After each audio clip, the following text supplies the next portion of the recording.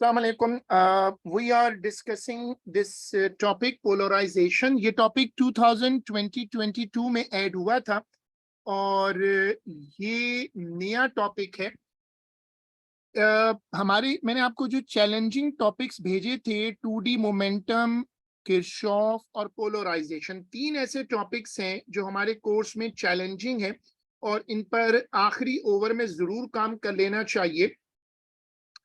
Polarisation is polarisation of light. सबसे पहले चूंकि ये रिव्यू है, आपको ऐसा कोई चीज कॉपी करने की जरूरत नहीं है। It's a type of review. आप लोग अपने माइक्स ऑफ रखिएगा। अगर आपको कोई भी क्वेश्चन पूछना हो तो बेशक पूछ लें, लेकिन माइक्स वैसे ऑफ रखें।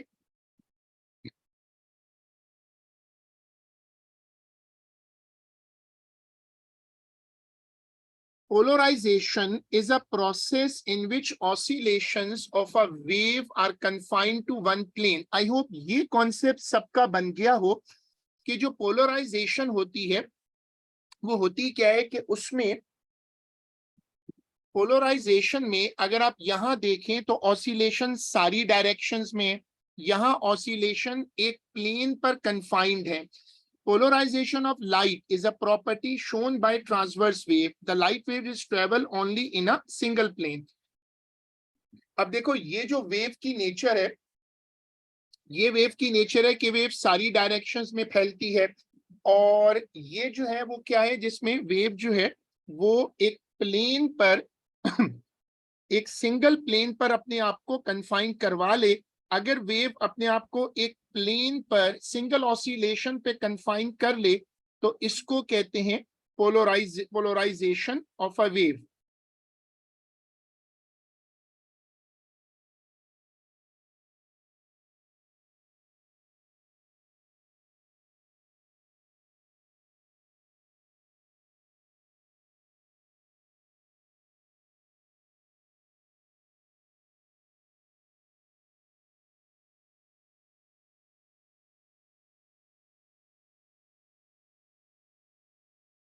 ये पहला कॉन्सेप्ट बन गया। अब ये पोलराइजेशन है, इसमें देखो जब हम यहां से देखते हैं तो मल्टीपल डायरेक्शंस हैं जिसमें ऑसिलेशंस हो रही हैं। राइट साइड पर आ जाएं तो उसमें क्या है कि हमारे पास ऑसिलेशन एक प्लेन पर है। दो तरह से पोलराइजेशन कर सकते हैं आमतौर पे, वैसे किसी भी एंगल पर हो सकती है, बट दो मेन टाइप्स हैं। एक को कहते हैं वर्टिकली पोलराइज और दूसरे को कहते हैं हॉरिजॉन्टली पोलराइज। अब बड़ा इंपॉर्टेंट कॉन्सेप्ट याद कर लो कि जो लॉन्गिट्यूडनल वेव्स होती हैं उनको पोलराइज नहीं कर सकते, क्योंकि उनमें जो ऑसिलेशंस होती हैं वो पैरेलल टू द वेव होती हैं। इसमें जो लॉ गवर्निंग है, जब भी ये टॉपिक आया है, नया टॉपिक है जाहिर है, तो जब भी ये पेपर में आया है तुम देखोगे कि हमेशा उसमें ये लॉ आया है। It is use to calculate the intensity of a plane polarised electromagnetic wave after transmission through a polarising filter. अब ये बात लॉजिकल है कि अगर तुम किसी वेव की सारी ऑसिलेशंस रोक लोगे और सिर्फ एक प्लेन पर छोड़ोगे तो बाकी एनर्जी तो पीछे रह जाएगी, तो इंटेंसिटी ड्रॉप कर जाएगी। यानी जब जब पोलराइजेशन होती है तो इंटेंसिटी डिक्रीज करती है।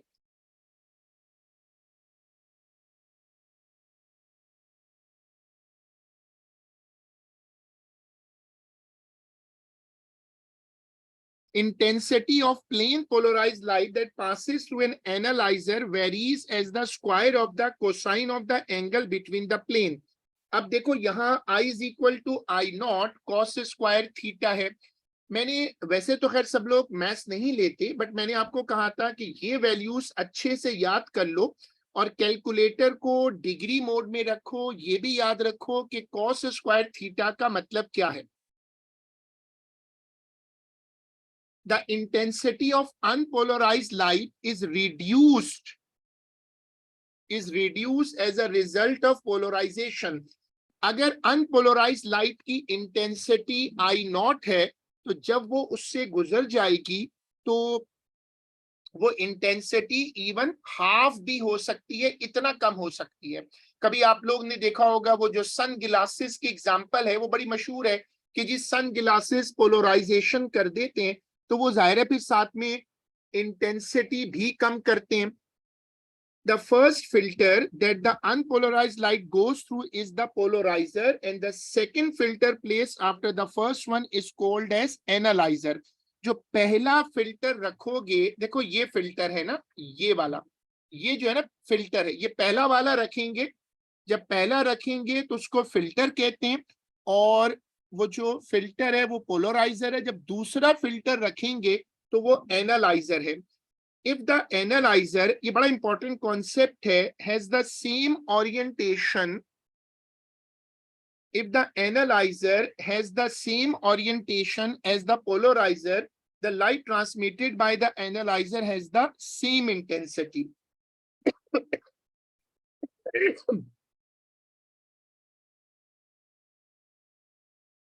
अब ये जो पॉइंट हैं दोनों, इनको बड़ी, ये बहुत इंपॉर्टेंट पॉइंट हैं, इनको जरूर एक मर्तबा गौर से देख लो।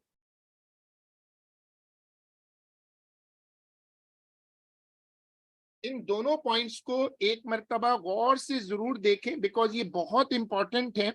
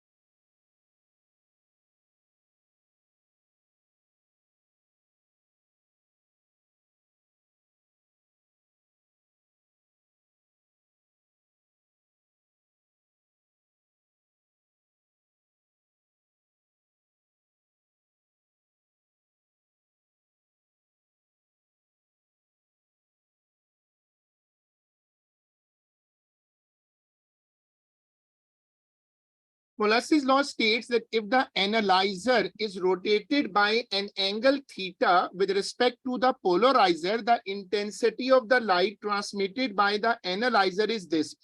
अब ये वो फॉर्मूला है, जब भी पोलराइजेशन का टॉपिक आता है, ये वाला जो फॉर्मूला है ये हमेशा तुम्हें मिलेगा, हमेशा पेपर में आता है, तो इसको भी देख लो एक मर्तबा।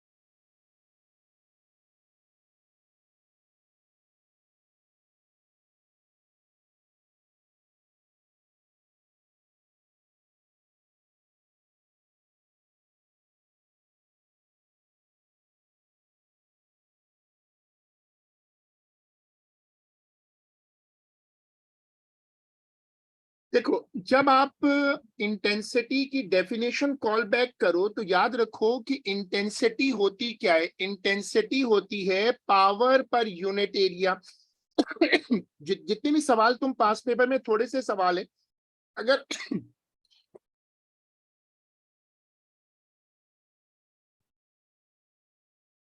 अगर तुम पास पेपर के क्वेश्चंस देखोगे तो सबसे बड़ा मसला एंगल का आता है। तो तुम देखो कि अगर तुम इस पोलराइजर को 90 डिग्री पर घुमा दो तो intensity of the light transmitted by the analyser will be zero. अगर तुम एनालाइजर को 90 पर घुमा दो तो लाइट बाहर ही नहीं आएगी।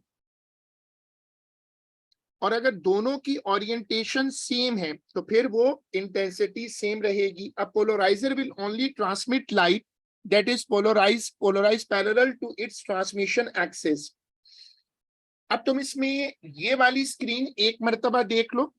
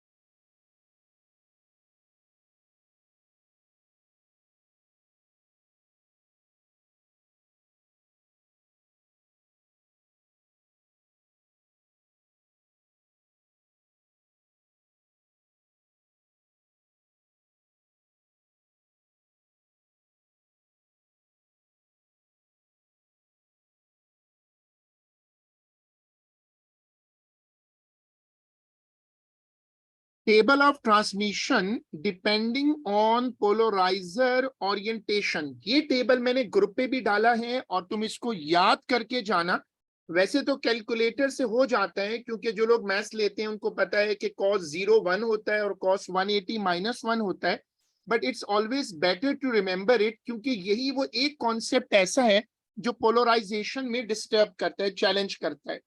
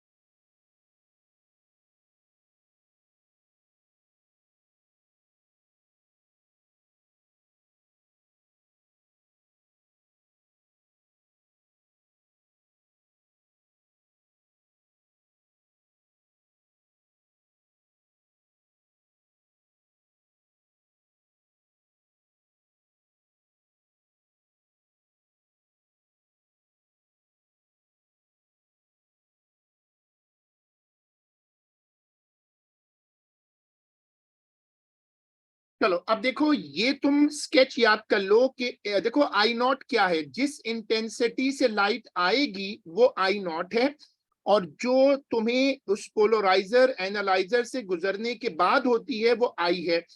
ये इंटेंसिटी वेरी कर रही है और तुम इसको देख सकते हो कि इंटेंसिटी की फ्लक्चुएशन पिछले ग्राफ से रिलेटेड है।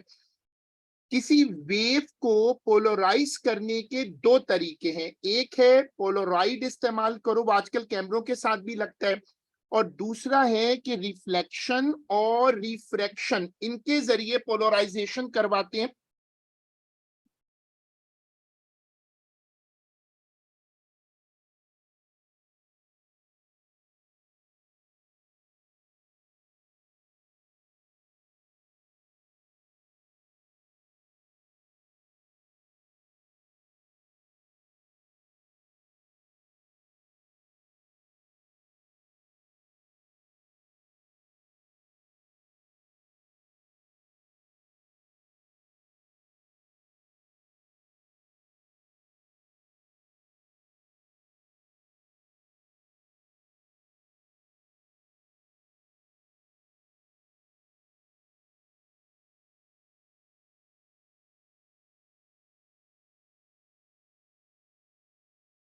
देखो अब तुम यहाँ पहला तरीका देखो, एक पोलराइड लगा हुआ है और सामने मैंने एक एनालाइजर लगाया हुआ है।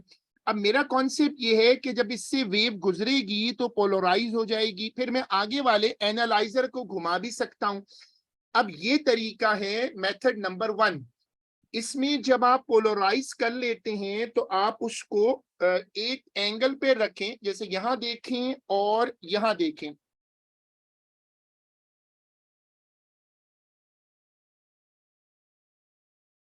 अब ये वो कॉन्सेप्ट है जो बड़ा इंपॉर्टेंट है कि पहले आपने पोलराइज कर लिया, फिर आपने एनालाइजर रख दिया। अगर वो दोनों परपेंडिकुलर हैं तो लाइट बाहर नहीं आएगी, खत्म हो जाएगी, ब्लॉक हो जाएगी। और अगर वो उसके पैरेलल है तो लाइट उससे बाहर आएगी। ये वाली स्क्रीन गौर से देखिएगा।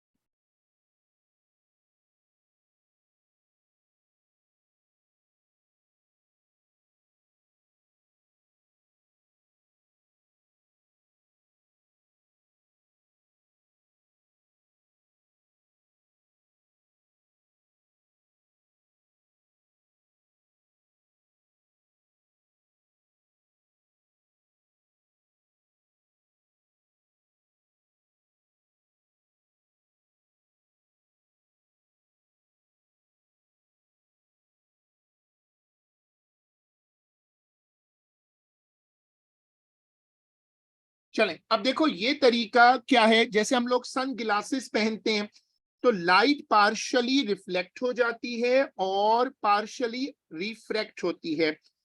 इसमें जो लाइट अंदर जाती है, ये तो देखो आने वाली लाइट है, ये रिफ्लेक्टेड लाइट है, और ये लाइट है जो अंदर गई। जो वापस आती है वो पूरी तरह से पोलराइज हो जाती है, और जो रिफ्रैक्ट होती है, मीडियम के अंदर जाती है, वो पार्शियली पोलराइज होती है। अब ये फॉर्मूला देख लो एक मरतबा।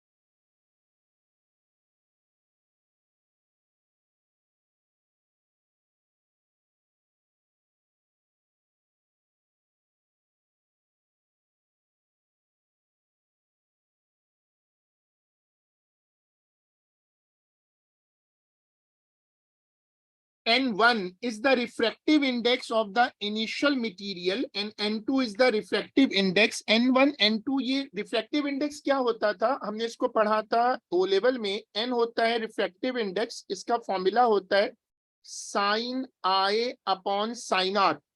I का मतलब है एंगल ऑफ इंसिडेंस और R का मतलब है एंगल ऑफ रिफ्रैक्शन। अब देखो इसकी बड़ी अच्छी एग्जांपल है, ये जो पोलराइजेशन होती है इस पोलराइड की, ये हमारे सन ग्लासेस हैं जो पोलराइजेशन करते हैं। अब मैं पहली वर्ड एग्जांपल रखता हूं। The following are statements about waves which statement below describe a situation in which polarisation should happen. अब तुम ऑप्शन पढ़ो। Radio waves pass through a metal grid, surface water waves are diffracted. C, sound waves are reflected. Ultrasound waves pass through a metal grid. अब जरा इसको पढ़ के बताओ कि किसमें पोलराइजेशन हो रही है।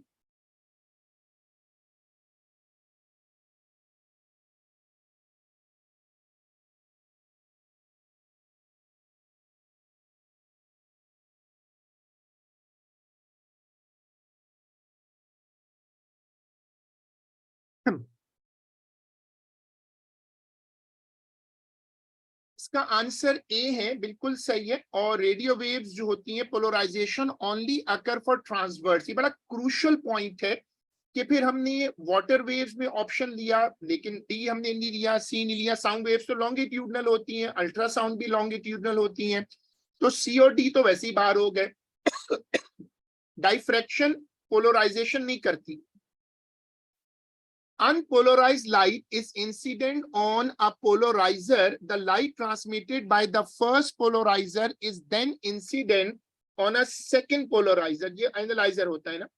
The polarizing or transmission axis of the second polarizer is 30 degree to that of the first. वो I is equal to I naught cos square theta, ये वाला फॉर्मूला।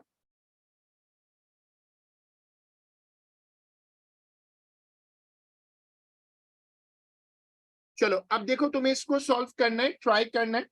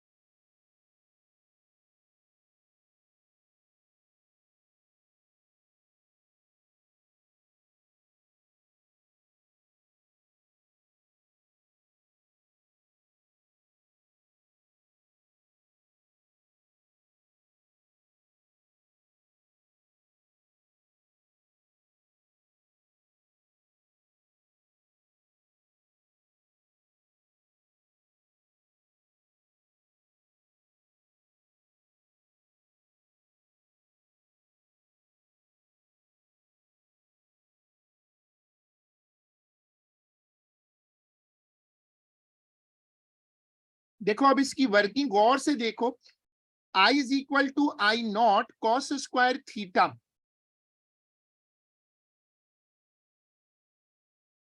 ये मैंने हाफ रूल भी शुरू में मेंशन किया है।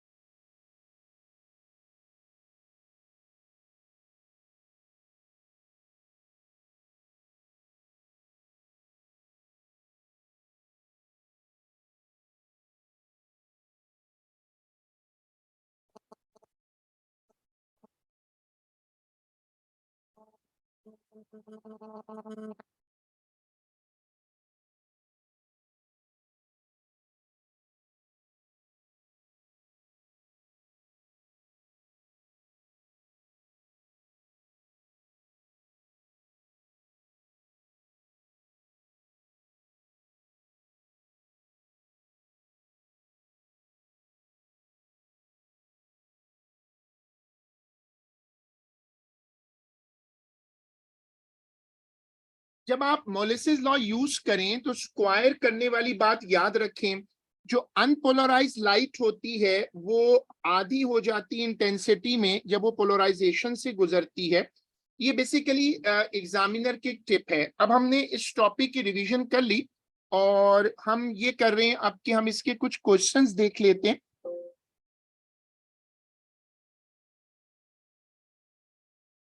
अब देखो मैं पहला क्वेश्चन रख रहा हूं, आप इसको देखिएगा।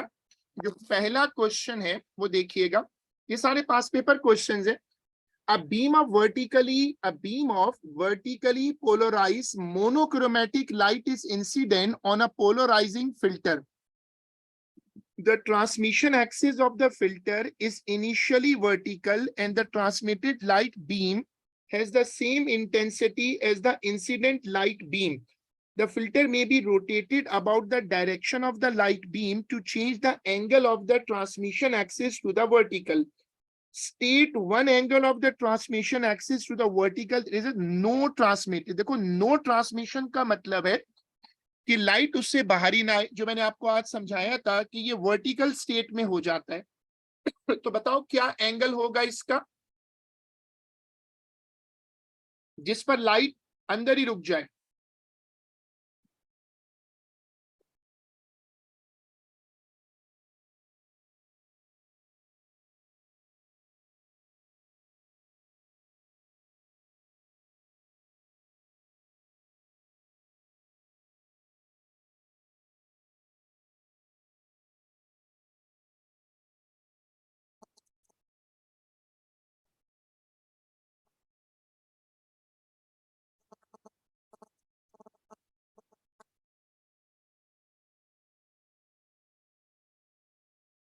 हाँ, 90 degree is the right approach. The filter is now positioned with the transmission axis at an angle theta to the vertical. The ratio intensity of transmitted upon intensity of incident is 0.75. ये वो मशहूर ratio है I1 upon I2.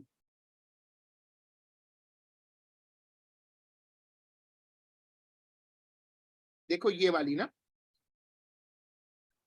कहता है calculate the angle theta, और आपको याद रखना है कि फॉर्मूला क्या होता है, I is equal to I nought cos square theta, I upon I nought is equal to cos square theta, ये फॉर्मूला है। तो आप इन दोनों को जोड़ दें तो आप एंगल निकाल सकते हैं।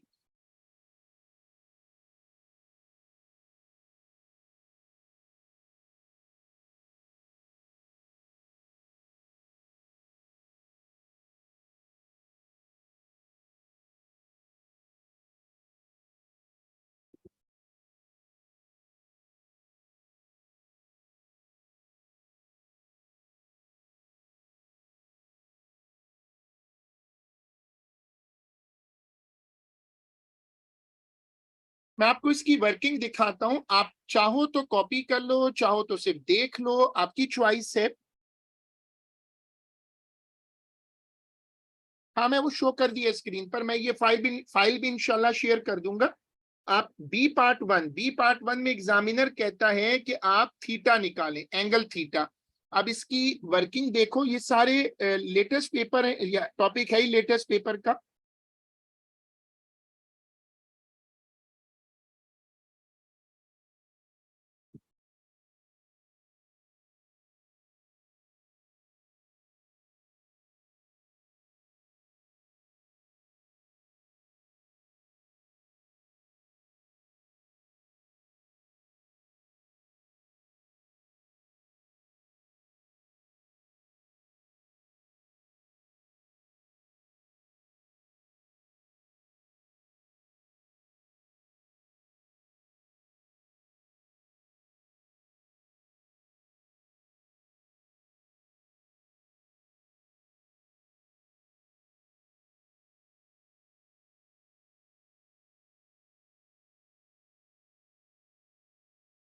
देखो उसके बाद एग्जामिनर कहता है कैलकुलेट द रेशो, वो मैंने आपको बता दिया था कि I1 upon I2 is equal to A1 upon A2 का होल स्क्वायर होता है।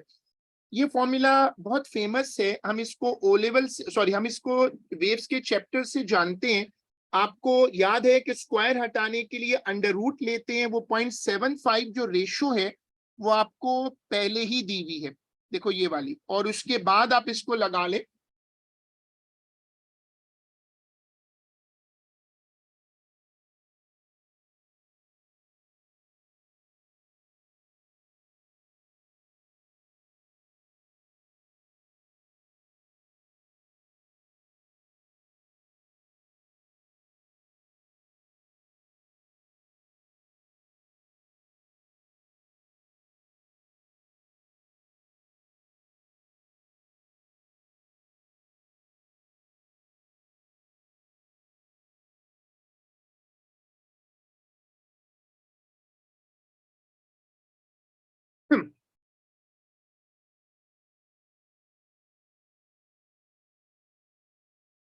A beam of vertically polarized monochromatic light is incident on a polarizing filter.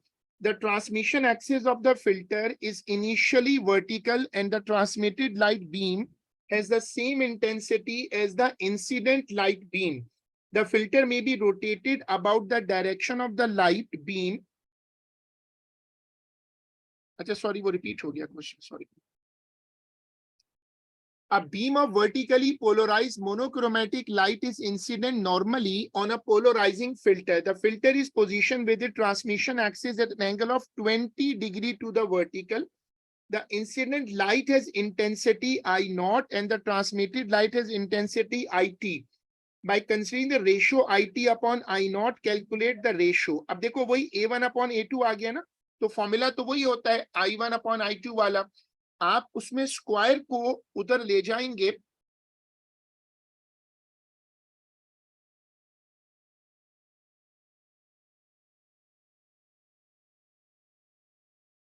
अब फॉर्मूला होता है I is equal to I nought cos square theta. आप इसकी ratio बना लो और फिर वो फॉर्मूला जो चैप्टर वेव्स वाले चैप्टर का वो लगाओ. अब ये वर्किंग देखो, जहां भी तुम्हें कोई कंफ्यूजन हो मुझसे पूछ लो.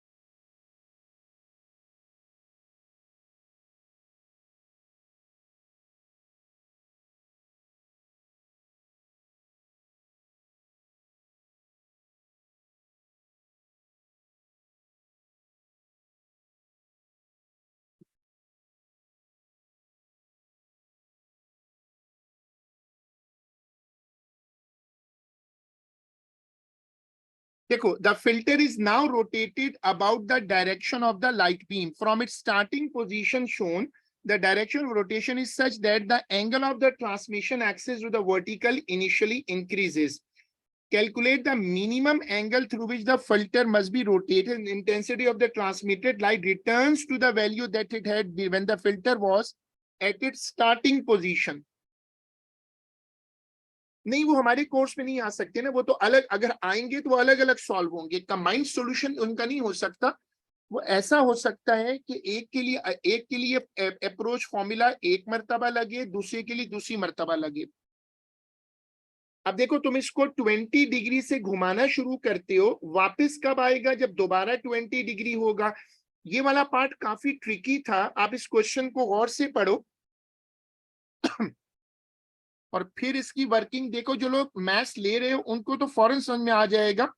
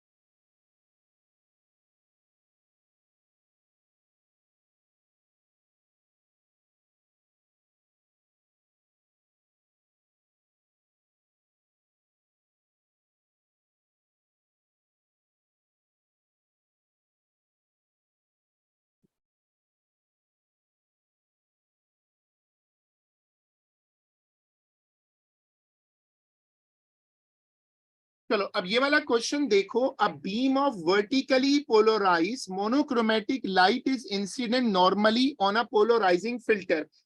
The filter is positioned with its transmission axis at an angle of 20 degree to the vertical. The incident light has intensity, sorry repeat हो गया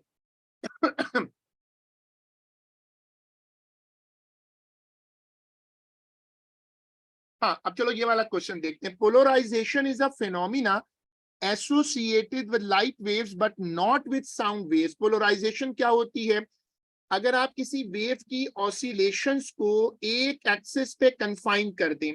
while light waves can be plane polarized but sound because sound longitudinal होता है. अब पढ़ो. Two polarizing filters A and B are positioned so that their planes are parallel to each other and perpendicular to a central axis line XY. The transmission axis of filter A is vertical and the transmission axis of filter B is horizontal. Unpolarized light of a single frequency is directed along the line XY from from a source positioned at X. The light emerging from filter A is vertically plane polarized and an intensity I naught. अब देखो, जैसे एक बच्चे ने पूछा था ना दो फिल्टर. अब ये कहने को दो फिल्टर हैं, लेकिन पहला पोलराइजर है, दूसरा एनालाइजर है.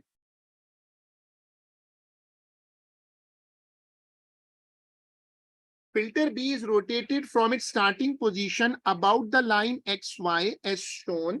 After rotation, the intensity of light emerging from filter B is 1/4 I naught. Calculate the angle of rotation of filter B from its starting position.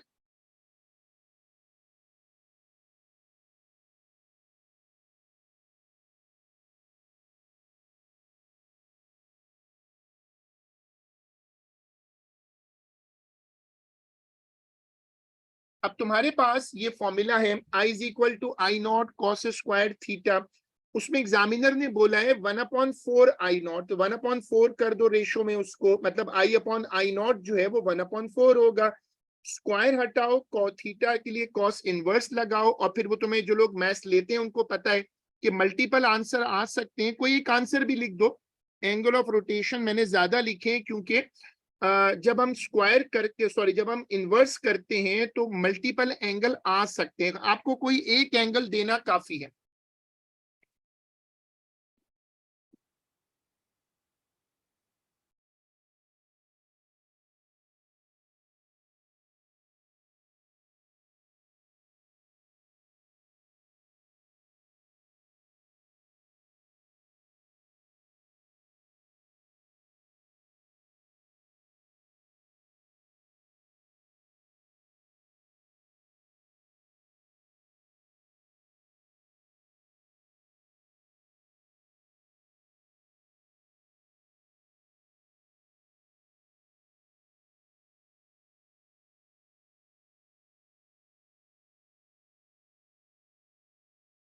वो इसलिए क्योंकि वो एंगल ऊपर से निकला है ना, वो तो ऊपर से 60 है ना. तो angle of rotation be from its starting position, जो मैथ्स की लॉजिक होती है ना कि एंगल अगर ऊपर वाई एक्सिस से निकला है तो वो स्टार्टिंग पोजीशन से मांग रहा है, तो उसके लिए तो माइनस करोगे ना.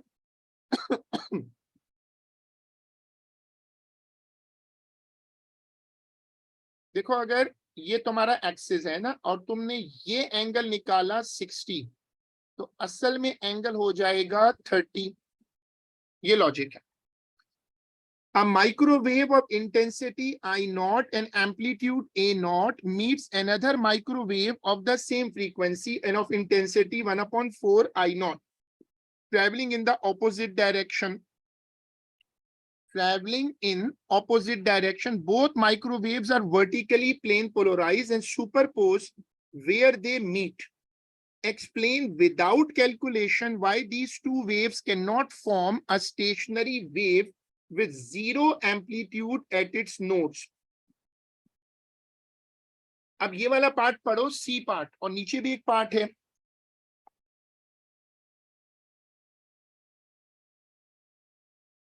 अल्लाह ने चाहा तो थिंग्स विल बी बेटर. दुआएं सबके लिए हैं, और पेपर में घबराएं बिल्कुल नहीं, और बगैर घबराए सुकून के साथ जितना करेंगे. पेपर भले मुश्किल भी हो, लेकिन थ्रेशोल्ड तो काफी नीचे होता है ना, 38, 39 इस तरह बहुत हो जाए तो जाता है. देखो वेव्स का एम्पलीट्यूड डिफरेंट है, रिजल्टेंट डिस्प्लेसमेंट जीरो नहीं हो सकता, और कंप्लीट डिस्ट्रक्टिव इंटरफेरेंस नोड पे नहीं हो सकती। Resultant amplitude is the difference of the amplitudes, तो स्टेशनरी वेव नहीं बन सकती। In terms of A naught, the maximum amplitude of the waveform, मैंने उसके लिए फिर वही फॉर्मूला यूज किया है। हाँ, इसमें जो मैक्सिमम एम्पलीट्यूड है वो दोनों के एम्पलीट्यूड को ऐड करके आएगा।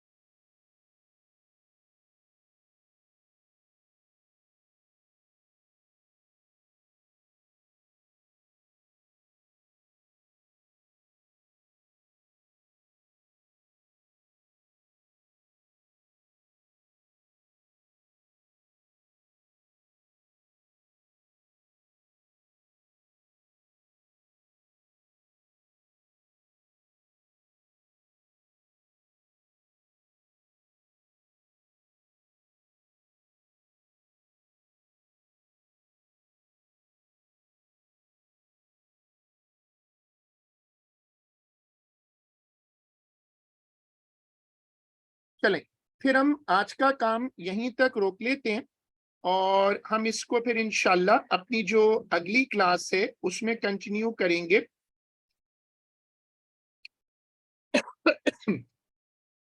अब हम पेपर 1 की क्लासेस इंशाल्लाह रखेंगे। मैं ये फाइल ग्रुप पे इंशाल्लाह शेयर कर दूंगा। आप ये कैलकुलेशन, ये सारी वर्किंग जरूर देखें, और फिर उसको रख कर ये सारी चीजें करके, और वो बात मैंने एक्सप्लेन कर दी थी कि दूसरे फिल्टर के लिए आप उसको बैक टू बैक प्रोबेबिलिटी की तरह, जैसे आप ओ लेवल मैथ्स में प्रोबेबिलिटी लगा के सॉल्व करते थे ना, वैसे सॉल्व कर लें। So it's over for today, and hoping for a good paper इंशाल्लाह। We will now continue for paper 1 later. लेकिन कोई भी क्यूरी हो, you can always ask me. You can